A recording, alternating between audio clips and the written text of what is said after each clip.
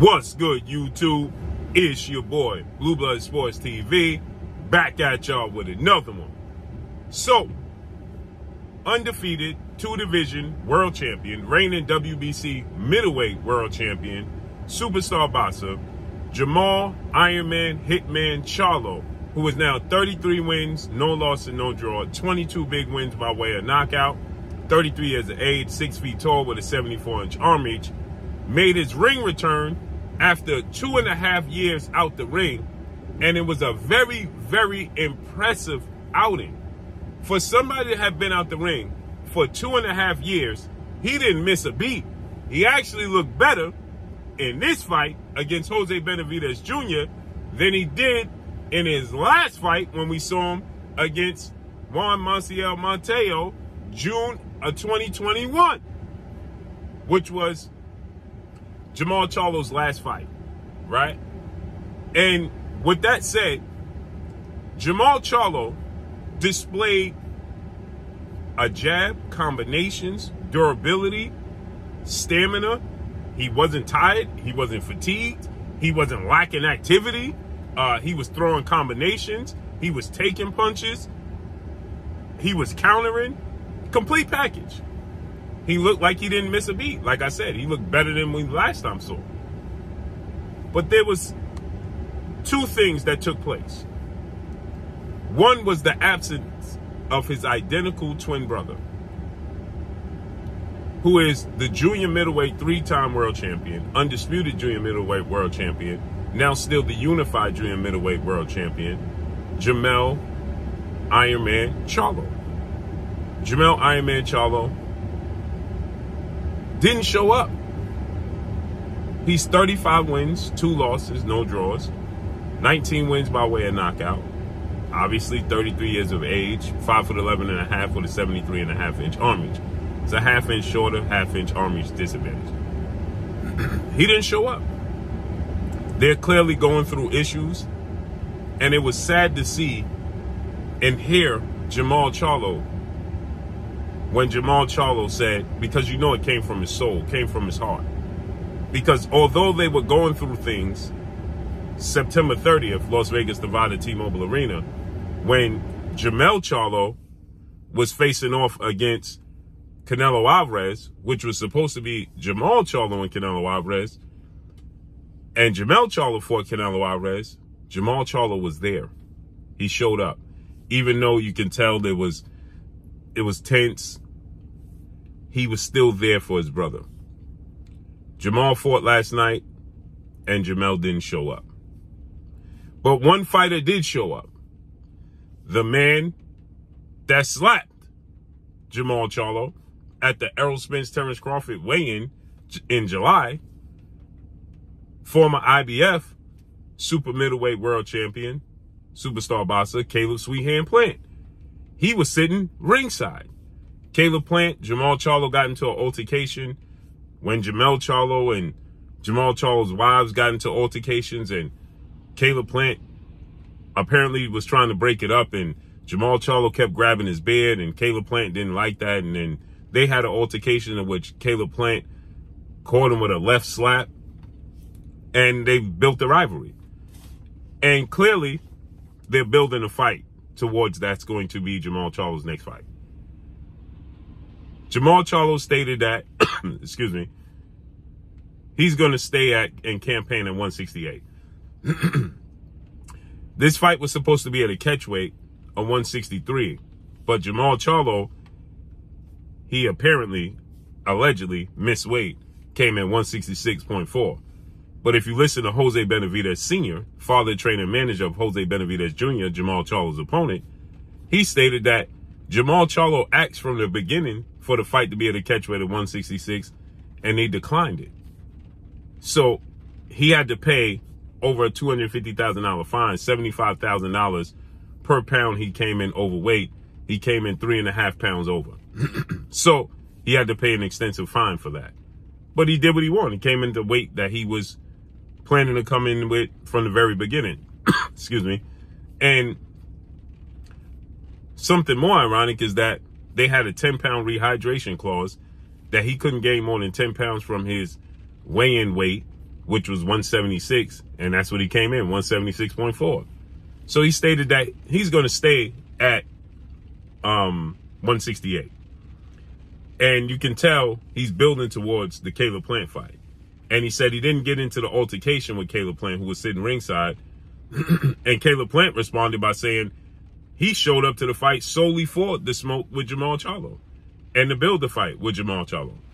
And Jermall Charlo said, it's no point in us doing this and ruining the bag and going at it. The whole world's going to watch me put hands on him. And the whole world is going to get the opportunity to see me get my revenge. And the whole world is going to see us get paid to do so. So there's no need to not get the bag to not do it. But let's listen to what Jermall Charlo had to say. Some people, they here for you, you know. A person like me, reach out to me. So now he's talking about Jermell Charlo being there and not being there. This is what he's talking about currently.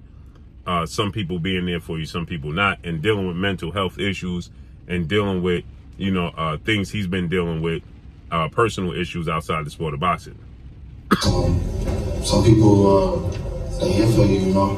A person like me, reach out to me, DM me, I might hit you back, but I might need to get some help, man, because, like, it get dark, and it's real, you know. And if y'all talk to my twin brother, tell him I love him, and tell him I want to fight, and, you know, y'all call him for me or whatever, hit him up, you know, answer my calls or whatever, but, you know, shout out to KP and Big Maxo. That's who did an excellent. So you could clearly tell that hurt his feelings, man, that Jermell didn't show up, because even though they're going through things and they're not seeing eye to eye, he's been reaching out, and he stated, I've been reaching out. He ain't answering my calls. Somebody tell him that I won the fight.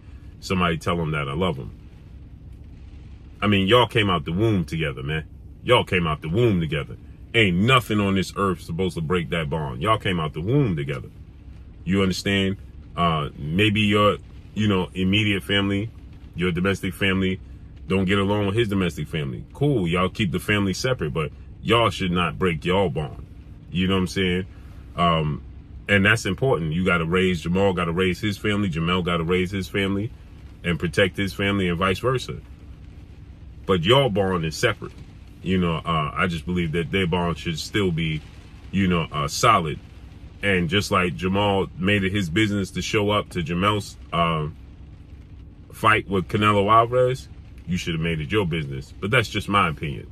But let's listen to what he had to say about Caleb Plant.